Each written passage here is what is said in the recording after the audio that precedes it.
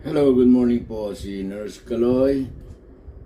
Been a nurse for 30 plus years sa California, Hawaii, sa Saudi Arabia.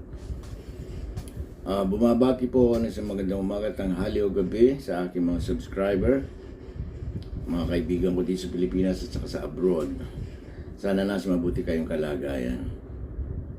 Medyo madamdamin ang aking video ngayon na aking tatalakayin at nakikiusap ako at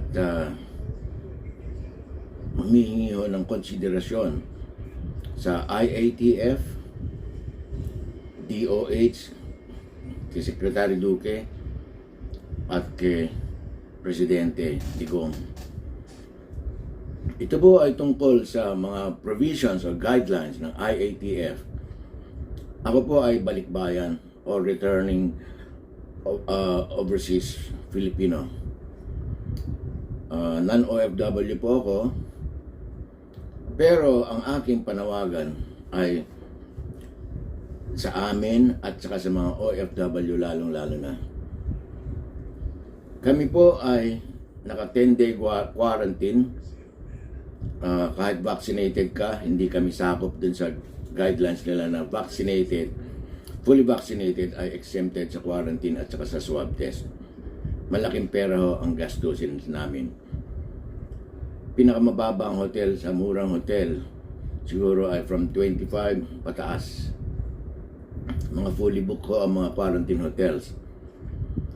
Pero ang aking pinupunto po ay bakit ang OFW, non-OFW ang parang pinagbubuntungan ng pagtaas ng kaso rito sa Pilipinas sa COVID. Parang kami ang carrier.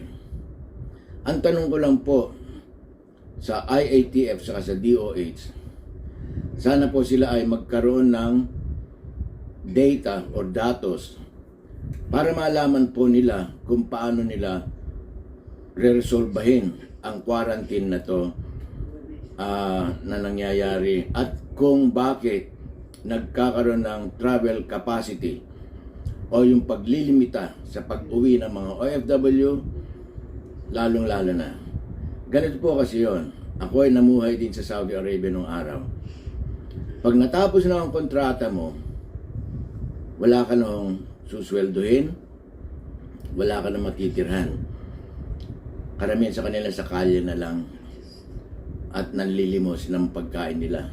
Kung ilang buwan ho silang ma-stranded dahil nga po sa travel capacity, nakakancel ho ang flight nila. Yung iba ho gustong makapagbakasyon at nakancel yung flight nila. Paano na lang ho pag ang rebooking nila? Yung iba kumukuha na lang ho ng tourist visa. Magkano ang gagastusin nila para ho sila makapag-stay sa mga bansang kanilang kinaroroonan, lalo na sa Middle East. Kawawa po sila. Yung iba nakakauwi, magka-quarantine, at yung iba na taga Cebu, nadadivert yung flight nila dito sa NAIA at dito sila nagka-quarantine ng 10 days. Malaking gastusin. Imbes na iuwi nila sa kanilang pamilya, ay nakakaltasan pa yung kanilang pera na igagastos sana para sa kanilang pamilya. Yun po ang aking panawagan. Ipakita po ng IATF o DOH ang datos. Ito po ang aking tanong. Aking research. Ang kaso ng Pilipinas ng COVID ngayon ay nasa 1,280,000 something plus.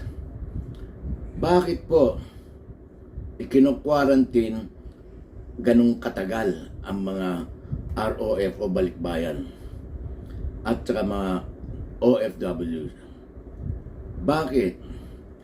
Kami ba ang carrier? Kami ba ang dahilan? O ang maling pamamaraan ng gobyerno? Pamamalakad, mali. Katulad po niyan, makikita nyo sa video, yung mga super spreader na pangyayari dyan sa Quezon City, yung mga ayu-ayuda na yan, hindi nyo naman nakokontrol. Kaya nangyayari, nagkakaroon ng cross-contamination, hawaan ng mga COVID. Meron po tayong mga datos po dyan. At yung nangyayari sa Caloocan na may mga swimming pool party, dapat po pinagbabawal yun. Pero anong ginagawa ng mga LGUs, mga barangay? Yun po ang dahilan ng pagtaas ng COVID cases dito sa Pilipinas. Yun po ang dahilan at hindi po ang OFW. Ilang porsyento lang po ang nahawaan na COVID pagdating dito sa Pilipinas. Siguro wala pang 2% out of the 1 million something cases ng COVID dito sa Pilipinas. Tignan nyo po ang mga datas nyo o datos nyo para malaman nyo at sana pag-aralan nyo, dapat ba kaming mag-suffer na 10 days quarantine at gagastos ng pagkalaki-laki? O yung higpitan ang batas, ang rules nyo rito, pamamalakad nyo dito sa Pilipinas. Isa pang dahilan, yung COVID vaccine, kulang-kulang. As per data showed, out of 108 million total Filipinos, nasa 6 million pa lang ho ang nababakunahan. Paano tayo magkakaroon ng herd immunity na sinasabi nyo na you are looking at mga November, dapat mga 70 to 80%. Hindi ho mangyayari yon. Kasi sa supply, kulang-kulang. Ang ibang bansa na ngayon, hindi na sila nagsusot ng face mask. Dahil na-meet na nila yung 70 to 80%. For example, sa Israel, sa part ng UK, sa Amerika, wala na nagmamas, lalong-lalo yung face shield. Gastos lang ho ng gobyerno yan. Kalokohan yan.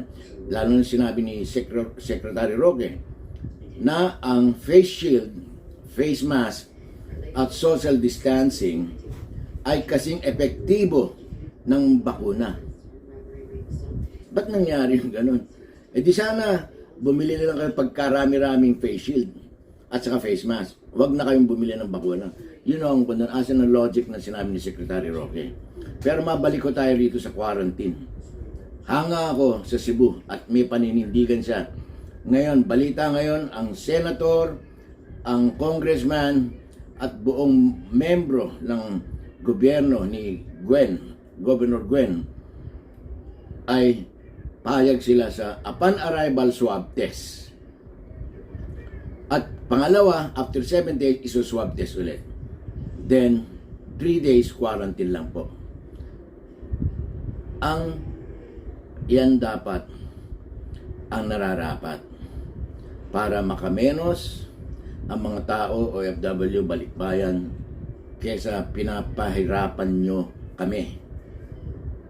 Ang dapat solusyon dyan sa pagtaas ng COVID ay ayusin nyo ang provision dito sa Pilipinas. Ipasatupad nyo ang batas sa mga Pilipino. At sa mga LGUs, wala na yung mga ayu-ayuda, mga pila-pila kayo kung di rin nyo kayang kontrolin. Nagkakahawa no yan eh. Dahil hindi na may maintain ng social distancing. Yung pagliligo-ligo sa swimming pool, swimming party, dapat ho yan ay higpitan. Kung kailangan sila ipakulong, pakulong nyo, sabi nga ni Presidente Digong. Yan po ang aking hinaing at pakiusap sa gobyerno, lalo-lalo kay Secretary Duque, na wala namang alam, walang naitutulong, kundi pahirap sa mga tao. Sa IATF, basahin nyo, reviewin nyo, revisahin nyo ang guidelines nyo. Base sa mga data na nabanggit ko. Pag-aralan nyo kung ilang porsyento para alam nyo po ang dapat na ipahatid at sa mga taong Pilipino. Lalong-lalo na sa OFW na naghihirap, nasa Middle East, hindi makauwi-uwi. Extension, rebooking ng flight. Alam ko ang buhay doon. 6 years po ako rin sa Saudi. Pag wala ka ng kontrata, wala ka ng sweldo, paano na lang? Kundi sila makakauwi dahil limitado, meron tayong travel capacity. Ang sa NAIA, 3,000. Sa 3,000 lang ang pwedeng bumiyahe from international. Sa Cebu at Clark, 1,500. Isa po ang domino effect ng pagpapahirap ng IATF ni Secretary Duque ay yung mga airlines. Nawawalan po sila ng trabaho, nawawalan ng income dahil sa limited ang kanilang flights. Tulad Asia Pacific, marami na hong nagkaroon ng retrenchment. nawalan na sila ng flight, nawalan ng trabaho. Yun po dapat ang isipin ng gobyerno. Hindi yung ganyan na pera-pera lang. Sana po pag-aralan nyo at bigyan nyo ng pansin ang aking panawagan. Saludo po ako kay Tito Soto, Tito Sen, paglaban nyo po yan na 3 days lang ang quarantine. At first day, sa arrival, swab test kagad. Tulad doon noong December, umuwi ako. Upon arrival sa airport, sinwab test ako. Nag-check-in ako sa hotel. The next day, I got the result. Umuwi na agad ako nung negative. Sana yun po ang pairalin. Hindi po yung 10 days quarantine. Napakagastos po sa amin lahat na balikbayan, OFW na OFW. Yun lang po. Sana po pakinggan yung aking panawagan. Maraming salamat po.